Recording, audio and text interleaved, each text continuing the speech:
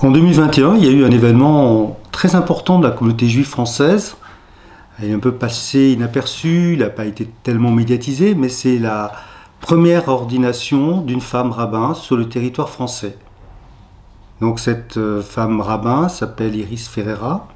Elle a été ordonnée dans une synagogue, la synagogue de Pauline Beb, une autre femme rabbin, qui elle avait été ordonnée à Londres, comme toutes les femmes rabbins qui se trouvent en France. Alors Pauline Beb, Delphine Orviller, donc très médiatisée comme femme rabbin. Toutes ces femmes rabbins appartiennent au mouvement juif libéral.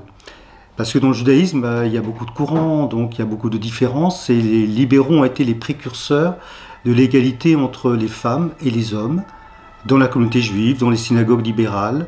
Et c'est pour ça qu'on a aussi bien des hommes rabbins que des femmes rabbins. Donc ces femmes rabbins, eh bien, la France n'est pas le premier pays à avoir des femmes rabbins dans le monde, évidemment, puisque les libéraux ne sont pas très nombreux. Le judaïsme français est plutôt orthodoxe. Mais dans le monde, la première femme rabbin, cela remonte en 1935, en Allemagne.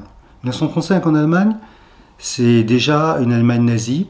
Hitler a pris le pouvoir en janvier 1933. Les persécutions antisémites, anti-juives vont s'accentuer. Regina Jonas, c'est son nom, première femme rabbin dans le monde. Elle devient femme rabbin, mais elle n'est pas très bien reconnue par sa communauté parce que c'est nouveau, parce qu'on n'a pas l'habitude, parce qu'on considère que les hommes sont plus aptes à cette fonction, enfin toutes ces considérations qui finalement ne sont pas très scientifiques, on va dire, ou même théologiques.